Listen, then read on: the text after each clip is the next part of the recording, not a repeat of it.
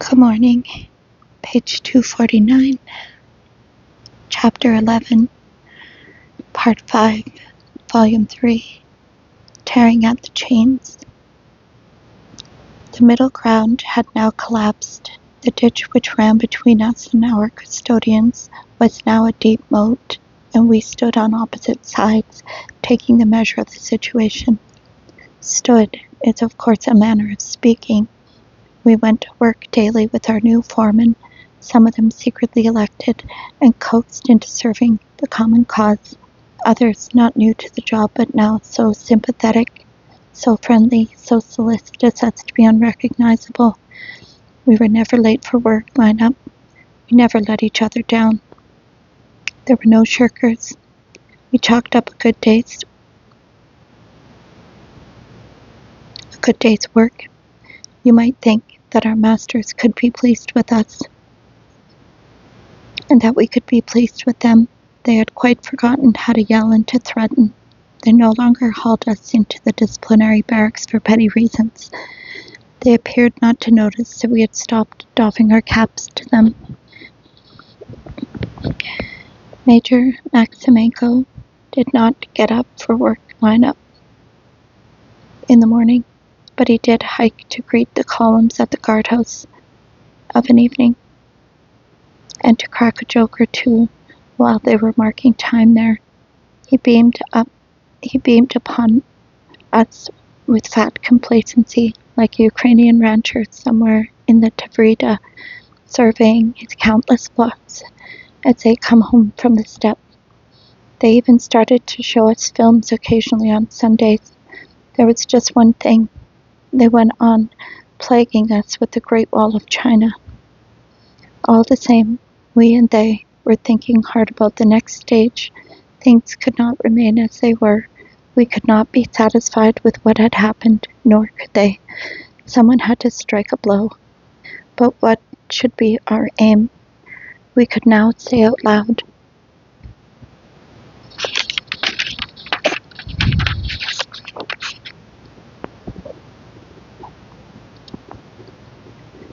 We could now say out loud without looking nervously around.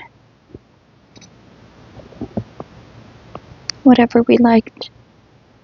All those things which had seethed inside of us, and freedom of speech, even if it was only there in the camp, even though it had come so late, was a delight. But could we hope to spread that freedom beyond the camp, or carry it out with us? Of course not. What further political demands could we put forward? We just couldn't think of any. Even if it had not been pointless and hopeless, we couldn't think of any. We, from where we were, could not demand that the country should change completely, nor that it should give up the camps. They would have rained bombs on us. It would have been natural for us to demand that our cases be reviewed, and that unjust sentences imposed without reason be quashed. But even that looked hopeless. In the foul fog of terror that hung thickly over the land, the cases brought against most of us, and the sentences passed, seemed to our judges fully justified, and they had almost made us believe it ourselves. Besides, judicial review was a phantom process, which the crowd could get no grip on, and there could be no easier way to cheat us. They could make promises, spin out the proceedings, keep coming back to ask more questions. It could drag on for years.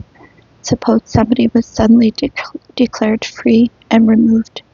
How could we be sure that he was not on his way to be shot, or to another prison, or to be sentenced afresh?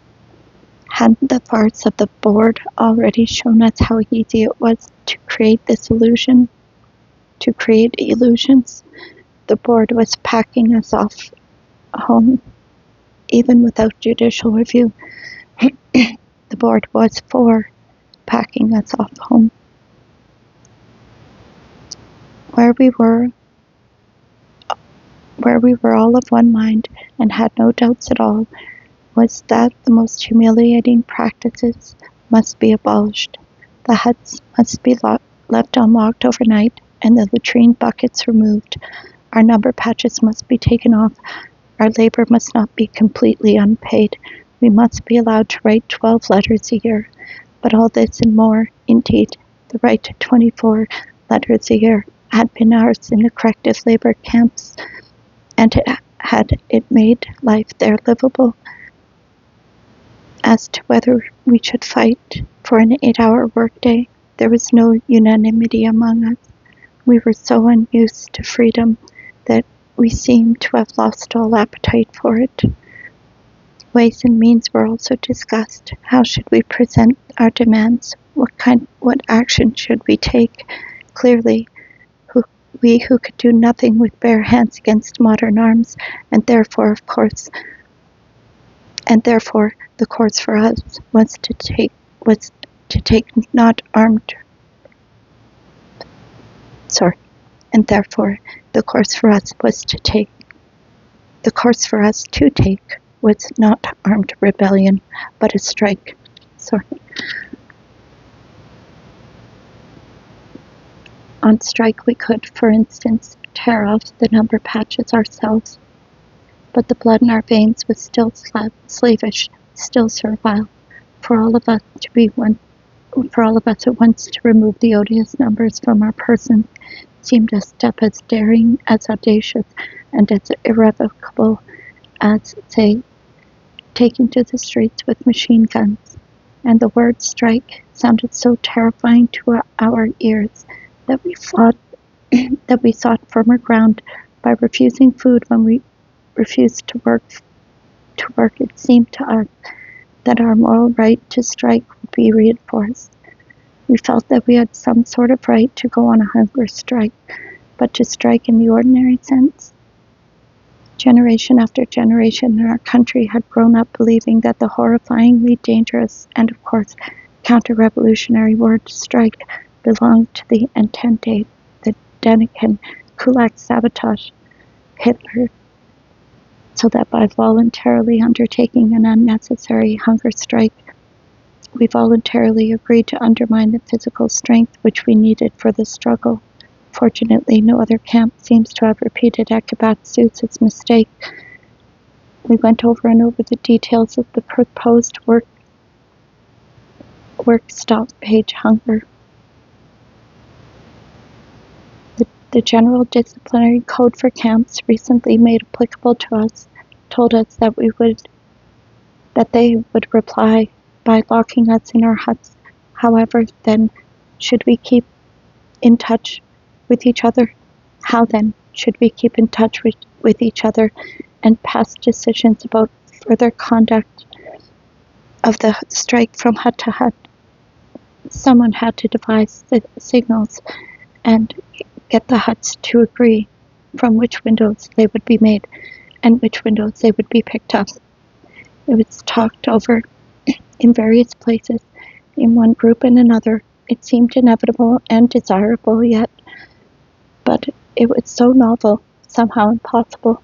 We could not imagine ourselves suddenly assembling, finishing our discussions, resolving, and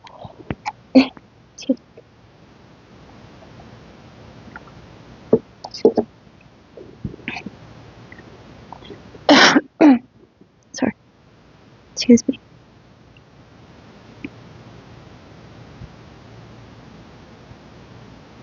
But our custodians did not have to organize secretly. They had a clear chain of command. They were more accustomed to action. They were less likely to lose by acting than by failing to act, and they got their blow in first. After that, events took on a momentum of their own. At peace and at ease on our familiar bunks, in our familiar sections, we greeted the new year, 1952. Then on Sunday, January 6th, the Orthodox Christmas Eve, when Ukrainians were getting ready to observe the holiday in style, they would make kutya, fast till the first star appeared, and then sing carols. The doors were locked after morning inspection and not opened again.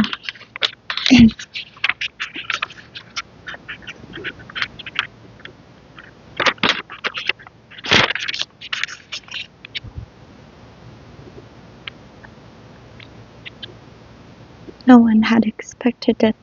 Preparations had been secret and sly. Through the windows we saw them herding 100 or more prisoners from the next hut through the snow to the guardhouse with all their belongings. Were they being moved to another camp? Then it was our turn. Warders came, and officers with carts. They called out names from the carts. Outside with all your things, including mattresses, just as they are. Don't empty them. So that was it, a regrouping. Guards were posted at the break in the Chinese wall. It would be bricked up the next day. They were taken past the guardhouse and herded, hundreds of us with sacks and mattresses, like refugees from a burning village, around the boundary fence, past another guardhouse, into the other camp area, passing those who were being driven in the opposite direction. All minds were busily trying to work out who had been moved, who had been left behind, what this reshuffle meant. What our masters had in mind became clear soon enough.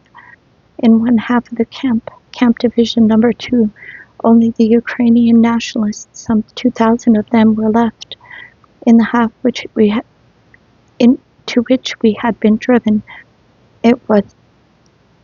which was to be Camp Division Number 1, there were some 3,500 men belonging to all other ethnic groups: Russians, Estonians, Lithuanians, Latvians, Tatars, Caucasians, Georgians, Armenians, Jews, Poles, Moldavians, Germans, and variegated sprinkling of other nationalities picked up from the expanses of Europe and Asia. In a word, our country, one and indivisible. Curious, this, the thinking of the MBD, which could have been enlightened by a supernatural doctrine called socialism, still followed the same old track, that of dividing nation from nation. The old teams were broken up, new ones were mustered. They would go to new work sites, live in new huts. In short, a complete reshuffle.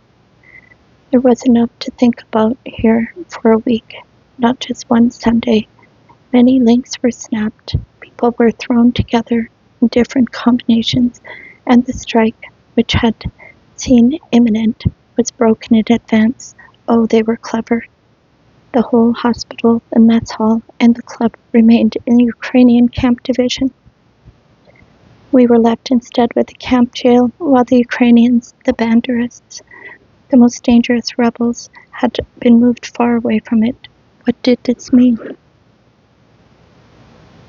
We soon learned what. Reliable rumors went around the camp from the working prisoners who took the gruel to the BUR, that the stoolies in the safe deposit had grown cheeky. Suspects picked up here and there, 2 or 3 at a time, had been put in with the stoolies, who were torturing them in their common cell, choking them, beating them, trying to make them sing and to name names. Who's doing the slashing? This made the whole scheme as clear as daylight. They were using torture, not the dog pack themselves. They had no authorization for it, and might run into trouble. So they had entrusted the stoolies with the job. Find your murderers yourselves. The stoolies were all eagerness. No shot in the arm needed.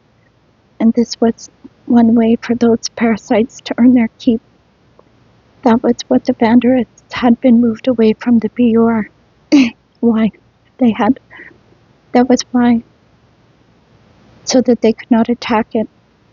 Excuse me. We were less of a worry. Docile people of different races would not make common cause. The rebels were in the other place, and the wall was 4 meters high.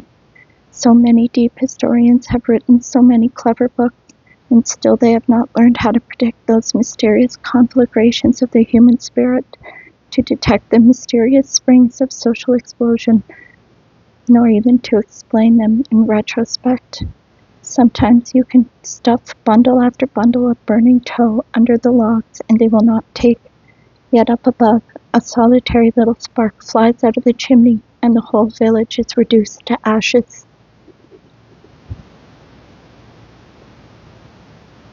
Our 3,000 had no plans made, were quite unprepared, but one evening, on their return from work, the prisoners in the hut next to the BUR began dismantling their bunks, seized the long bars and cross pieces, ran through the gloom. There was a darkish place. There was a darkish place to one side of the BUR to batter down the stout fence around the camp jail. They had neither axes nor crowbars, because there never are any inside the camp area, unless perhaps they had begged a couple from the maintenance yard. There was a hammering noise. They worked like a team of good carpenters, levering the planks away as soon as they gave, and the grating protests of 12-centimeter nails could all be heard all over the camp. It was hardly time for the carpenters to be working, but at least it was a workmanlike noise, and at first neither the men on the towers nor the warders nor the prisoners thought anything of it. Life was following in its usual evening routine.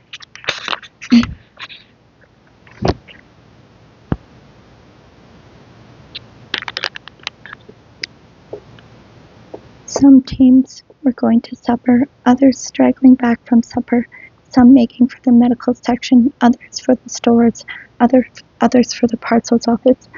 All the same, the warders were worried, hustled over to the BUR, to the half-dark wall where all the security activity was, and raced like scalded cats to the staff barracks. Somebody rushed after a warder with a stick. Then, to provide full musical accompaniment, something started breaking the windows in the staff barracks with stones or a stick. The staff's window panes shattered with a merry, menacing crash. What the lads had in mind was not to raise a rebellion, nor even to capture the BUR. No easy matter. Plate number 5, taken many years later, shows the door of the Ekabatsu's BUR off its hinges, but merely to pour petrol in the stoolie cells and toss in something burning, meaning, watch your step, we'll show you yet. A dozen men did force their way through the gap and knocked in the BUR fence. They started tearing around looking for the cell. They had made a guess at the window, but were not sure. Then they had to dislodge the muzzle, give someone a leg up, past the petrol pail. But the machine gun fire from the towers suddenly rattled across the camp, and they never did start their blades. The warders and the chief disciplinary officer, Mashkovsky, had fled from the camp and informed division. Mashkovsky, too, had been pursued by a prisoner with a knife, had run by way of the shed in the maintenance yard to a corner tower, shouting, "You in the tower, don't fire, I'm a friend," and scrambled through the outer fence. Division. Where can we now inquire the names of the commanders? Gave telephonic instructions for the corner towers to open fire from machine guns on 3,000 unarmed people who knew nothing of what had happened. Our team, for instance, was in the mess hall, and we were completely mystified when we heard all the shooting outside. It was one of fate's little jokes that this took place on January 22nd, New Style, January 9th, Old Style, the anniversary of Bloody Sunday, which until that year was marked in the calendar as a day of solemn mourning. For us it proved to be Bloody Tuesday, and the butchers had much more elbow room than in Petersburg. This was not a city square, but the steppe, with no witnesses, no journalists, and no foreigners around. Firing at random in the darkness, the machine gunners blasted away at the camp area. True, the shooting did not last long, and most of the bullets probably passed overhead, but quite a few of them were lower. And how many does a man need? They pierced the flimsy walls of the huts, and, as always happens, wounded not those who had stormed the BUR, but others who had no part in it. Nonetheless, they now had to conceal their wounds, stay away from the medical section, Wait like dogs for time to heal them. Otherwise, they might be identified as participants in the mutiny. Somebody, after all, must be plucked out of the faceless mask. In hut number 9, a harmless old man, nearing the end of his 10-year sentence, was killed in his bed. He was due to be released in a month's time. His grown-up sons were serving in the same army as those who blazed away at us from the towers. The besiegers left the yard and quickly dispersed to their barracks, where they had put their bunks together again to cover their traces. Many others took the shooting as a warning to stay inside their huts, yet others, on the contrary, poured out excitedly and scurried about the camp, trying to understand what it was all about. By then there were no warders left in the camp area. The staff barracks was empty of officers, and terrible jagged holes yawned in its windows. The towers were silent. Curious and the seekers of truth roamed the camp. Suddenly the gates of our camp division were flung wide, and a platoon of convoys marched in with Tommy guns at the ready, firing short bursts at random. They fanned out in all directions, and behind them came the enraged warders with lengths of iron pipe, clubs, and anything else they had been able to lay their hands on. They advanced in waves on every hut, but combing the whole camp area. Then the Tommy gunners were silent and halted while the warders ran forward to flush out the prisoners in hiding. Whether wounded or unhurt, they beat them unmercifully. All of this became clear later, but at the time we could only hear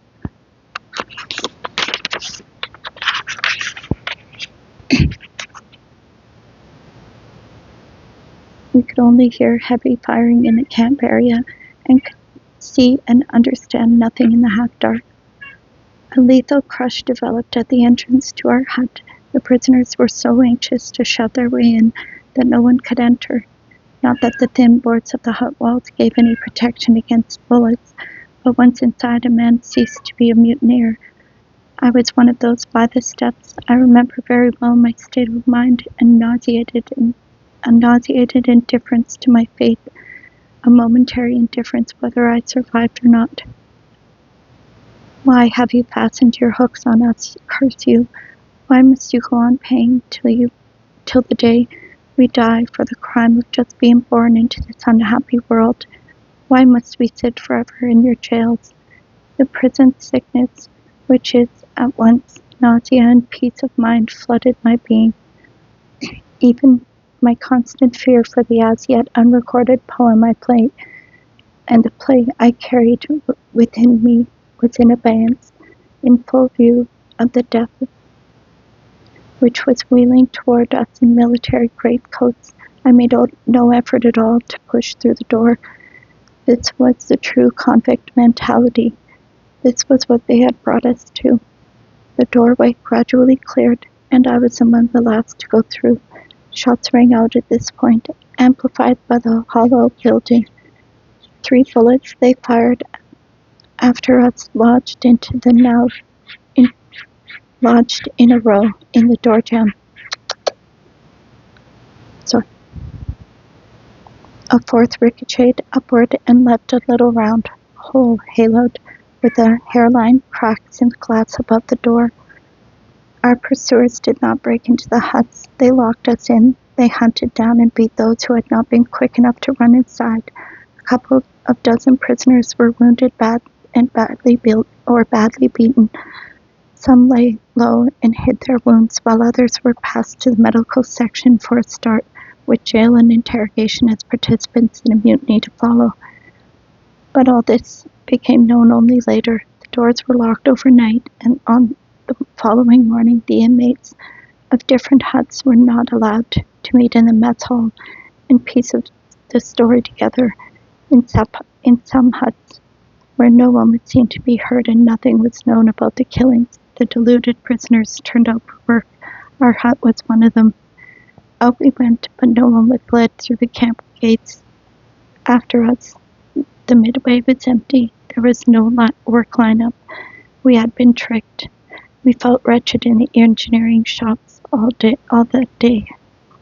The lads went from bench to bench and sat down to discuss what had happened the day before and how long we could go on working like donkeys and tamely putting up with it all. Camp veterans who would never straighten their backs again were skeptical. What else could we do, they asked. Did we suppose that anyone had ever survived unbroken? This was the philosophy of the 1937 draft. When we returned from work in the dark, the camp area was deserted again. Our scouts ran to the windows of other huts. They found that number 9, in which there were 2 dead men and 3 wounded, and the huts next to it had not gone to work. The bosses had told them about us, hoping that they too would turn out tomorrow. But the way things were, we should obviously not be going in the morning ourselves. Notes were tossed over the wall telling the Ukrainians what we had decided and asking for their support. The work stoppage, hunger strike had not been carefully prepared. It was not even a coherent concept, and it began impulsively with no directing center, no signal system. Those prisoners in other camps who took over the food stores and then stayed away from work, of course behaved more sensibly. But our action, if not very clever, was impressive. 3,000 men simultaneously swore off both food and work. Next morning, not a single team sent its man to the bread cutting room. Not a single team went to the mess hall, where broth and mush awaited them. The warders just could not understand it. Twice, 3 times, 4 times, they came into the huts to summons us with brisk commands, then to drive us out with threats, then to ask us nicely. Farther than to the mess hall, no farther than to the mess hall, to collect our bread, and with never a word for the present about work lineup. But nobody went. They all lay on their bunks, fully dressed, wearing their shoes, and silent. Only we, the foreman, I had become a foreman in that hot year, felt called upon to answer, since the warders kept addressing themselves to us. We lay on our bunks like the rest and muttered from our pillows, "It's no good, boss." This unanimous, quiet defiance of a power which never forgave, this obstinate, painfully protracted insubordination, was somehow more frightening than running and yelling as the bullets fly. Oh, I'm so sorry. Thank you for listening. Have a good day.